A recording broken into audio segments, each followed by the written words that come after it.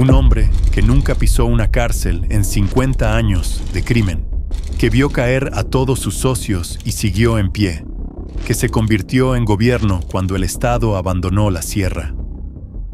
No lo atraparon los ejércitos, no lo venció la DEA, lo entregó a alguien a quien vio crecer. Y mientras volaba esposado hacia el norte, en Culiacán ardía la primera llama de una guerra que aún no termina.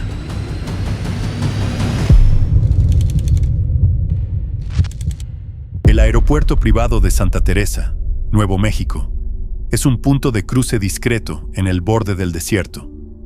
No tiene la arquitectura de los grandes terminales internacionales. Es una franja de asfalto rodeada de tierra seca, donde los aviones pequeños llegan y se van sin que nadie haga preguntas. El 25 de julio de 2024, a las 4 de la tarde, aterrizó ahí un Beechcraft King Air con 3 personas a bordo. Cuando los agentes federales de Estados Unidos abrieron la puerta, encontraron algo que llevaban décadas buscando. Ismael Zambada García, de 76 años, el hombre más buscado del hemisferio occidental, cojeando en el umbral de la aeronave. No iba solo. A su lado estaba Joaquín Guzmán López, hijo de Joaquín El Chapo Guzmán, su compadre de toda la vida. El Chapo llevaba años en prisión perpetua. Su hijo había heredado una parte del cártel, y esa tarde, Guzmán López no estaba siendo detenido, estaba entregando. La noticia tardó horas en confirmarse oficialmente. El Departamento de Justicia de Estados Unidos lo anunció esa misma noche. La DEA habló de golpe histórico. El secretario de Seguridad Nacional felicitó a los agentes. En México, el gobierno de Claudia Sheinbaum dijo que no habían participado en la operación. Exigieron informes, abrieron investigaciones. La Fiscalía General de la República habló de posible traición a la patria y de vuelo ilícito. El mundo miraba y no entendía cómo había sucedido. Pero lo más perturbador no era el quién, era el cómo. Ismael Zambada García había pasado más de 5 décadas en la clandestinidad. Desde los años 70, la DEA tenía su nombre en las listas. En los 90, el ejército mexicano lo buscó en los riscos de Sinaloa sin encontrarlo. En 4 ocasiones distintas, se dice que el cerco estuvo cerca de cerrarse, y las 4 veces, él desapareció en la maleza como si nunca hubiera estado ahí. No se entregó nunca, no negoció. No tuvo un momento de descuido visible. Xiu fue el único de su generación que vio caer a todos sus contemporáneos sin que ninguna institución lograra tocarlo. Y ahora estaba en el umbral de un avión privado, en territorio estadounidense, sin haber negociado nada, sin haberlo querido. La pregunta que sacudió los pasillos del poder no era cómo lo capturaron, era por qué había bajado de la montaña. Para entenderlo, hay que entender quién era Ismael Zambada García en el contexto del crimen organizado latinoamericano. No era simplemente otro capo, era el único que había sobrevivido a todos. Pablo Escobar cayó acribillado en Medellín en 1993. Los hermanos Rodríguez Orejuela del Cártel de Cali fueron extraditados en los 90. Amado Carrillo Fuentes, el señor de los cielos que controlaba el tráfico aéreo de cocaína más sofisticado de su época, ya murió en 1997 en la mesa de operaciones de una clínica de cirugía plástica en Ciudad de México, intentando cambiarse el rostro para desaparecer. Félix Gallardo fue detenido en 1989. El Chapo, su propio socio, cayó 3 veces. Zambada no solo sobrevivió a todos ellos, los sobrevivió sin cambiar de método, sin fuga espectacular, sin cirugía de rostro, sin esconderse en países extraños. Se quedó en la sierra que conocía desde niño y convirtió ese conocimiento en invisibilidad. Cada vez que el ejército organizaba un operativo, él no huía hacia algún aeropuerto. Se fundía con el paisaje. Y el paisaje lo protegía porque lo conocía y lo respetaba. La respuesta está en el núcleo de todo lo que construyó durante 50 años. La confianza. y en la forma en que esa confianza fue usada para destruirlo. El rancho El Álamo, en la sindicatura de Culiacán, no es un lugar que aparezca en los mapas turísticos. Es tierra seca, semiárida, con un sol que aplana los horizontes. Allí nació Ismael Zambada García en 1948, el segundo año del baby boom mexicano, el mismo año en que el mundo intentaba recuperarse de una guerra global. En El Álamo no había dinero ni perspectiva. Había tierra que no producía lo suficiente, un padre que murió cuando Ismael tenía 12 años, y una sierra al fondo que siempre fue más promesa que realidad para los pobres. Zambada llegó a la adolescencia sin padre y sin horizonte claro. Lavó coches en Culiacán, trabajó en los campos, conoció la ciudad desde abajo, desde sus calles polvorientas del norte. Era un joven delgado, de mirada penetrante, que aprendió temprano que el mundo se divide entre quienes obedecen y quienes organizan. A los 19 años, en 1969, mientras el mundo miraba fascinado como el hombre pisaba la luna, él sembraba su primer cultivo de marihuana en las laderas de la Sierra Madre Occidental. No fue un acto de rebeldía, fue un negocio. La Sierra de Sinaloa llevaba décadas siendo el principal productor de marihuana y amapola del país. La economía rural del Triángulo Dorado, esa intersección entre Sinaloa, Durango y Chihuahua, funcionaba sobre esos cultivos desde mucho antes de que existiera el concepto de cártel. El Estado nunca llegó con infraestructura, llegó solo con policías, y los policías, en esa zona, siempre tuvieron precio. Zambada entendió el sistema desde adentro. No era un hombre impulsivo, era un observador. Mientras otros jóvenes del negocio apostaban por la violencia como primera herramienta, él la reservaba como último recurso. Prefería la conversación al plomo, prefería el soborno a la confrontación, prefería construir lealtades que destruir estructuras. Eso no lo hacía menos peligroso, lo hacía más eficiente. En los años 70, el tráfico de drogas en México estaba dominado por figuras de la vieja guardia. Cuando el Estado comenzó a combatir esas estructuras, el vacío fue aprovechado por una nueva generación. Zambada no era el más violento de esa generación, era el más calculador. Mientras Miguel Ángel Félix Gallardo construía el Gran Cártel de Guadalajara como un holding empresarial del narcotráfico, Zambada se posicionó dentro de esa estructura como operador logístico, especialista en rutas, en alianzas y en la administración silenciosa del poder. Cuando Félix Gallardo cayó en 1989, el negocio se fragmentó. Se surgió el Cártel de Sinaloa como organización independiente, y Zambada ya estaba ahí, con su red de contactos, con sus rutas probadas y con algo que sus contemporáneos no tenían en igual medida: la discreción absoluta como política de vida. Conoció a Joaquín Guzmán Loera, el Chapo, en los tiempos del Cártel de Guadalajara. Eran complementos perfectos. El Chapo era carismático, operativo, violento cuando era necesario y siempre dispuesto al riesgo. Zambada era el cerebro detrás de las rutas, el mediador entre facciones, el que mantenía la paz interna a costa de sobornos estratégicos a todos los niveles del gobierno. Mientras el Chapo acumulaba enemigos y portadas de revista, Zambada acumulaba silencio y estructura. Esa fue su ventaja durante 5 décadas. Nunca fue noticia. Nunca buscó serlo. En el año 2010, el periodista Julio Scherer logró entrevistarlo en algún lugar de la sierra que nunca fue revelado. Zambada apareció con ropa sencilla, sin oro, sin ostentación. Habló con una tranquilidad que resultaba más inquietante que cualquier jactancia. Dijo que el narcotráfico estaba arraigado en la sociedad como la corrupción, que no había forma de extirparlo porque formaba parte del tejido de la realidad. Dijo que el monte era su casa, su familia, su protección.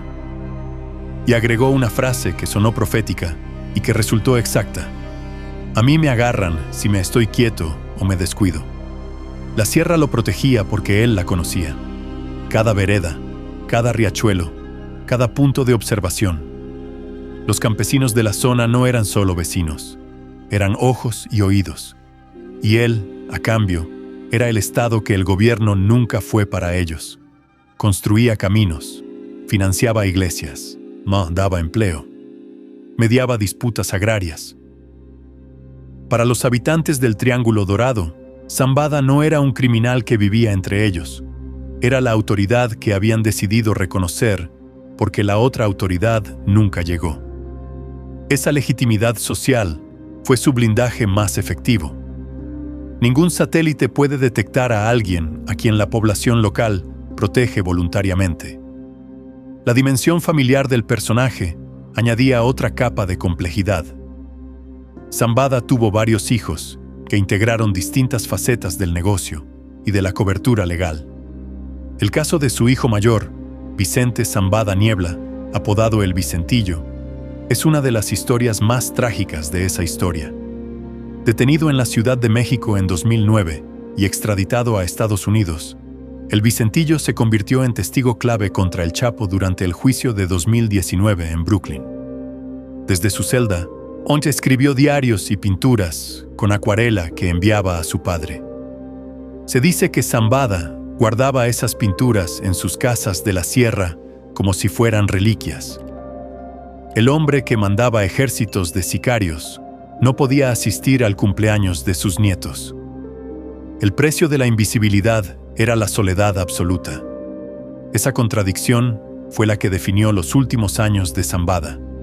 Era el hombre más poderoso de la región y al mismo tiempo un padre que no podía aparecer en público sin arriesgar todo lo que había construido.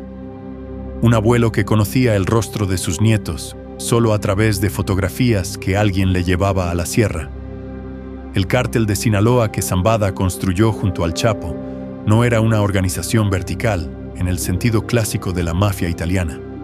Era una red de alianzas y una federación de grupos con autonomía operativa que respondían a una dirección estratégica compartida. Y esa dirección, en los aspectos logísticos y financieros más sofisticados, era Zambada. La cadena comenzaba en los valles de Colombia y Bolivia, donde los productores de cocaína entregaban los cargamentos a intermediarios vinculados al cártel. La droga cruzaba Centroamérica a través de múltiples rutas terrestres y marítimas, muchas veces usando lanchas rápidas que evitaban los puntos de control costeros. Luego entraba a México por la costa del Pacífico o por Chiapas, y desde ahí comenzaba su recorrido hacia el norte. Las rutas de trasiego hacia Estados Unidos eran diversas por diseño. El túnel era el método más conocido por el trabajo del Chapo, pero el cártel también usaba avionetas en pistas clandestinas dispersas por el desierto de Sonora y Chihuahua, sumergibles semiartesanales para los cargamentos más grandes por el Pacífico, contenedores de carga legítima en puertos como Mazatlán, y hasta el correo postal para los envíos fraccionados. La diversificación logística era una política deliberada. Si una ruta caía, las otras seguían operando. El dinero era el desafío más complejo. Mover efectivo en cantidades industriales requería de una infraestructura financiera paralela. Aquí es donde la familia Zambada construyó algo notable: un emporio de negocios legales que servían como capas de legitimidad para el lavado de capitales. La lechería Santa Mónica era la más visible, una marca de lácteos que se convirtió en parte del consumo cotidiano del norte de México, nombrada en honor a la hija menor de Zambada. Detrás venía el establo Puerto Rico, empresas ganaderas, la constructora Jamaro, gasolineras como Multiservicio Hits y una guardería en el centro de Culiacán, llamada Estancia Infantil Niño Feliz. 13 empresas operando con permisos legales del gobierno mexicano, mientras la Oficina de Control de Activos Extranjeros del Tesoro de Estados Unidos, la OFAC, las tenía sancionadas desde 2007, sancionadas en Washington, operando en Sinaloa. Esa brecha entre la evidencia disponible y la acción del Estado mexicano no era un accidente administrativo. era la demostración más clara del sistema de corrupción que sostenía todo lo demás. En su declaración ante el juez Brian Cogan, el 25 de agosto de 2025, Zambada lo confirmó sin rodeos. Durante 50 años pagó sobornos a policías, militares y políticos en México. Millones de dólares mensuales, dijo, para que les permitieran operar con libertad. La red de protección institucional no era un accesorio del negocio, era su columna vertebral. Sin ella, ninguna logística de transporte podía sostenerse. El resultado fue un flujo acumulado que el Departamento de Justicia de Estados Unidos estimó en 1,5 millones de kilos de cocaína transportados entre 1980 y 2024. 1.500.000 toneladas. La cifra es tan grande que pierde escala humana, hasta que se la traduce en lo que significa para las calles de Chicago, de Houston, de Los Ángeles. La mayor parte de ese veneno tuvo como destino final el mercado estadounidense, y Zambada era el arquitecto de ese flujo, no el pistolero, no el sicario, el arquitecto. En la cima de su poder, supervisaba a un número indeterminado de hombres armados, responsables de protegerlo a él, a sus empleados y a las operaciones. Todos estaban bajo su control, declaró. Pagaba para que los gobiernos locales miraran hacia otro lado. Pagaba para que las carreteras quedaran despejadas las noches de traslado. Pagaba para que los jueces durmieran tranquilos cuando los procesos llegaban a sus escritorios. El negocio no era el narcotráfico. El negocio era la corrupción. El narcotráfico era la mercancía. Las hijas de Zambada, María Teresa y Miriam Patricia, aparecen en registros como operadoras de varias de esas empresas. Sus nombres figuran en investigaciones periodísticas y en documentos de sanciones de la OFAC. Mientras el Estado mexicano decía buscar al Mayo Zambada, ya sus familiares directos administraban negocios con permisos vigentes en Culiacán. La separación entre el criminal y el ciudadano era jurídicamente impecable. Todo estaba a nombre de la familia. Todo tenía facturas y contabilidad. El narco no estaba fuera de la sociedad. Estaba integrado en el tejido mismo de la vida económica del norte de México, de una forma tan profunda que extirparlo hubiera requerido operar sobre el paciente vivo, con el riesgo de matar al propio organismo. El mundo del narcotráfico mexicano tiene una regla no escrita. Los que tienen demasiado perfil caen primero. Amado Carrillo Fuentes, el Señor de los Cielos, murió en una mesa de operaciones en 1997, intentando cambiarse el rostro para volverse invisible. Miguel Ángel Félix Gallardo fue detenido en 1989 en su propia casa. Y el Chapo, el más célebre y el más buscado, cayó 3 veces. La primera en 1993, la segunda en 2014, cuando se fugó en 2015 por un túnel construido bajo su celda, y la tercera en 2016, definitiva, cuando fue extraditado a Estados Unidos y sentenciado a cadena perpetua frente al mismo juez que después recibiría a Zambada. Cada vez que caía un socio, Zambada sobrevivía, y cada vez que sobrevivía, se volvía más cauteloso. La extradición del Chapo en 2017 lo dejó solo al frente de lo que había sido una sociedad de décadas. Para muchos analistas, ese fue el momento en que el cártel de Sinaloa comenzó a fracturarse silenciosamente. Los hijos del Chapo, los llamados Chapitos, tenían sus propias ambiciones, su propio estilo, una crueldad más explícita y menos interesada en la diplomacia de los pactos. La tensión interna no explotó inmediatamente. Zambada era todavía el patriarca, y su red de lealtades en la sierra y entre los viejos operadores del negocio era demasiado valiosa para desafiarla frontalmente. Pero la nueva generación de los Chapitos comenzó a trazar sus propias rutas, a controlar sus propios territorios y a construir su propia relación con el mercado del fentanilo, una droga sintética que estaba transformando el negocio y que requería de logística diferente a la cocaína clásica. Mientras tanto, Zambada envejecía, su diabetes avanzaba. Según informes de la DEA que se conocieron después de su captura, ya para 2024 su salud era descrita como pobre. Se había operado la rodilla izquierda. Se dice que llegó a adaptar la caja de un tráiler como clínica móvil para recibir tratamiento en la sierra sin exponerse en hospitales. Cada kilómetro que bajaba hacia la ciudad era un riesgo calculado. Prefería la incomodidad del monte a la vulnerabilidad del asfalto.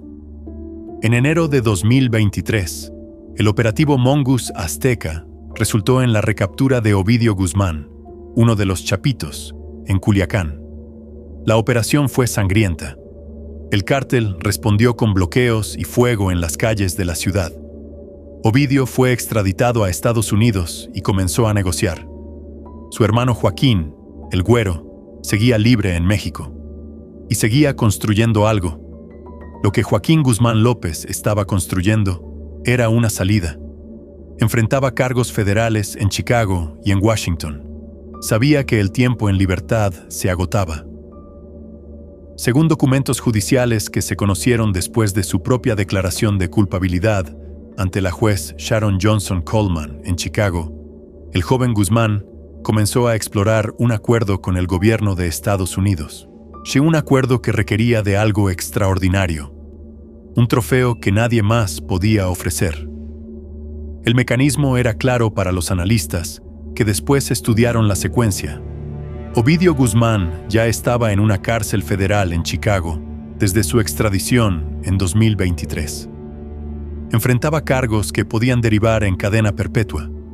Joaquín, libre en México, entendió que su hermano necesitaba un as de negociación, y el as más alto disponible en el tablero del narcotráfico era el único cofundador del cártel de Sinaloa que todavía respiraba libre.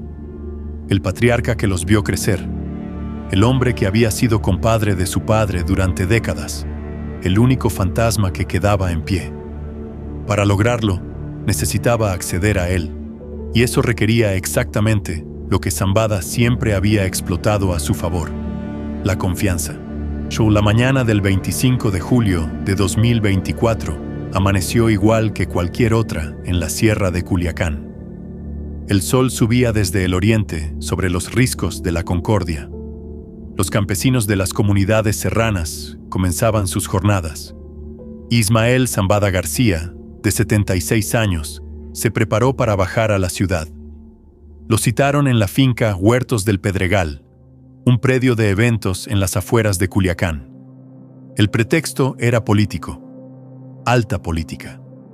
Según lo que Zambada mismo relató después en una carta manuscrita enviada desde su celda en Brooklyn, la reunión tenía como objetivo resolver una disputa entre el gobernador de Sinaloa, Rubén Rocha Moya, y Héctor Melesio Cuen Ojeda, entonces exrector de la Universidad Autónoma de Sinaloa y líder del partido sinaloense. El tipo de mediación que Zambada había realizado durante décadas. Es el tipo de papel que lo mantenía integrado al poder político del Estado. Bajó de la sierra con su equipo de seguridad. Llegaron al poblado de Bellavista alrededor de las 9 de la mañana. A su escolta se le ordenó quedarse en ese punto, mientras él avanzaba hacia la reunión. No era inusual. Era el protocolo que siempre habían seguido. Fue la última vez que sus hombres lo vieron libre. Dentro de la finca Huertos del Pedregal, Joaquín Guzmán López lo condujo hacia una habitación privada. Lo que ocurrió dentro de ese cuarto es la parte más oscura de la historia, documentada después tanto por el abogado de Zambada como por la propia declaración judicial de Guzmán López en Chicago. En la habitación no había reunión política, había una emboscada. Guzmán López había quitado previamente el cristal de una ventana que iba del piso al techo. Cuando Zambada cruzó el umbral, 6 hombres con uniformes militares irrumpieron por la abertura.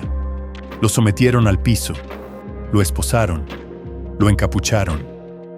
El hombre que durante 50 años había mantenido a raya a los ejércitos de 2 países fue reducido en cuestión de segundos, dentro de una habitación a oscuras, en una ciudad que él mismo controlaba. La declaración de culpabilidad de Guzmán López confirmó que también administró a Zambada una bebida mezclada con sedante durante el traslado. Según el relato del propio Zambada, sufrió lesiones en la espalda, en las muñecas y en su rodilla recién operada. Lo cargaron en una camioneta. Lo trasladaron en ese estado durante casi 35 kilómetros hasta un rancho conocido como Lazareto, donde esperaba una pista de aterrizaje clandestina. Lo obligaron a subir a un Beechcraft King Air. Adentro solo estaban él, el piloto y Joaquín Guzmán López. 2 horas y media de vuelo. Zambada, sedado parcialmente por la bebida que le habían dado, esposado, con una bolsa en la cabeza durante parte del trayecto, fue transportado hacia el norte sin que nadie en México levantara una alerta. El plan de vuelo registrado ante las autoridades mexicanas indicaba como destino final el estado de Chihuahua. Pero el avión nunca apuntó hacia Chihuahua. Cruzó la frontera internacional sin ningún protocolo de notificación al gobierno mexicano. La Fiscalía General de la República, al investigar el caso meses después, encontró que el itinerario de vuelo fue alterado de forma deliberada para engañar a las autoridades de control aéreo. Cuando aterrizó en Santa Teresa, en el condado de Doña Ana, Nuevo México, agentes del FBI y del Departamento de Seguridad Nacional ya estaban en la pista. Los documentos judiciales estadounidenses son claros en un punto que el gobierno americano repitió públicamente. Ellos no solicitaron, indujeron ni sancionaron el secuestro. Guzmán López actuó solo, con la esperanza de obtener clemencia para él y su hermano Ovidio. El gobierno de Estados Unidos confirmó después que Guzmán López no recibiría crédito formal por la cooperación en el secuestro, aunque se comprometió a recomendar una sentencia menor a la cadena perpetua obligatoria por su cooperación en otros aspectos del proceso. El embajador estadounidense en México, Ken Salazar, lo confirmó sin eufemismos. Guzmán López se entregó. Zambada fue llevado contra su voluntad. En Culiacán, mientras la avioneta cruzaba el desierto de Chihuahua, algo más ocurría. Sí, Héctor Melesio, Cuen Ojeda, el político que supuestamente era parte de la reunión, apareció asesinado esa misma noche. La Fiscalía de Sinaloa dijo inicialmente que había sido víctima de un intento de robo de su camioneta en una gasolinera. La versión fue desacreditada rápidamente. Zambada, desde su celda, afirmó en su carta que a Cuen lo mataron en la misma finca y a la misma hora en que a él lo secuestraron. El testigo que no podía hablar fue silenciado antes de que la historia comenzara a circular. La primera comparecencia de Zambada fue en Texas, el mismo 25 de julio. Fue trasladado después a Nueva York, al Tribunal Federal del Distrito Este, en Brooklyn, el mismo tribunal donde el juez Brian Cogan había sentenciado al Chapo a cadena perpetua en 2019. El 13 de septiembre de 2024, Zambada se declaró no culpable de los 17 cargos que incluían crimen organizado, conspiración para cometer asesinatos, tráfico de cocaína, heroína y metanfetamina. El hombre que dijo que el monte era su casa apareció en la corte con el cabello completamente blanco, usando anteojos, caminando con dificultad visible. Ya no era el enigma de la sierra. Era un recluso de 76 años en una sala de Brooklyn. La traición fue perfecta en su brutalidad. No requirió de tecnología satelital. No requirió de inteligencia operativa de décadas. Solo requirió de la confianza que Zambada depositó en el hijo de su compadre y de la ambición de ese joven que entendió que el único trofeo suficientemente grande para garantizarle un acuerdo era el último fantasma. El 25 de agosto de 2025, 13 meses después de aterrizar esposado en Santa Teresa, Ismael Zambada García entró al Tribunal Federal de Brooklyn vestido con uniforme azul de recluso y un overol naranja.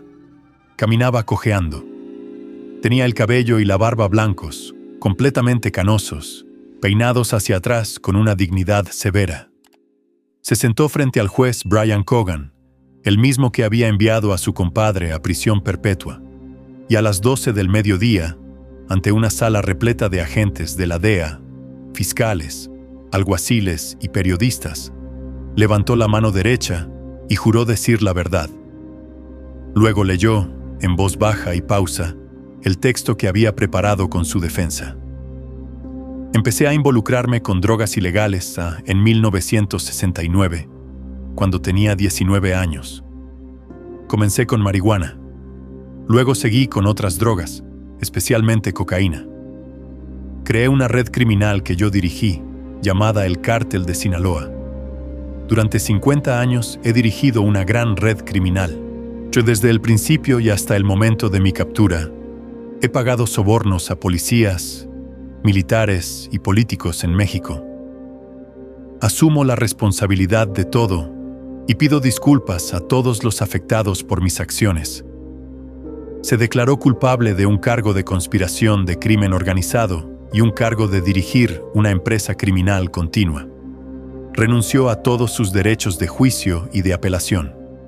El acuerdo de culpabilidad incluía el consentimiento a una sentencia de decomiso por $15,000 millones. Su abogado, Frank Pérez, fue explícito al salir de la sala. Esto no es un acuerdo de cooperación. El señor no está cooperando. No va a cooperar para nada. Lo que Zambada llevó consigo a la corte fue su nombre y su responsabilidad. No sus secretos. No los nombres de los generales y los gobernadores que recibieron sus maletas. Esa biblioteca de la corrupción mexicana, según Pérez, seguía guardada. El juez Cogan fijó la sentencia para enero de 2026. El Departamento de Justicia, bajo la fiscal general Pam Bondi, fue categórico. Ismael Zambada García morirá en una prisión federal de Estados Unidos. Mientras tanto, en Sinaloa, la consecuencia inmediata de la captura ya había transformado el estado en algo irreconocible. El 9 de septiembre de 2024, 46 días después de que la avioneta aterrizó en Santa Teresa, comenzaron los primeros enfrentamientos abiertos en Culiacán. Sicarios de los Chapitos y sicarios de la Malliza, la facción leal a los Zambada, liderada por Ismael Zambada Siqueiros, el Mallito Flaco, chocaron en La Campiña, en Costa Rica, en El Dorado. Los primeros narcobloqueos incendiaron vehículos en las avenidas. Ya fue el principio de la guerra más sangrienta que Sinaloa había vivido desde el peor periodo de los Beltrán Leiva. Los números acumulados son de una escala que desborda el lenguaje policial. Entre septiembre de 2024 y mediados de 2025, la Fiscalía del Estado registró más de 1,400 asesinatos.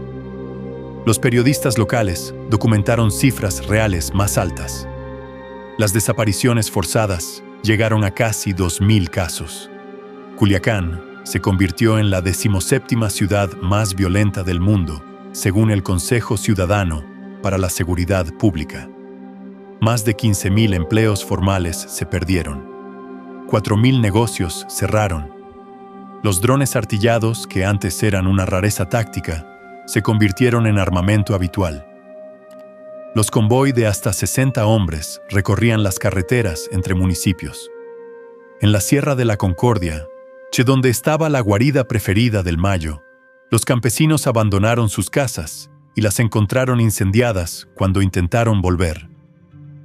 Los Chapitos, con Iván Archibaldo y Joaquín Guzmán López como figuras centrales, luchaban por el dominio total.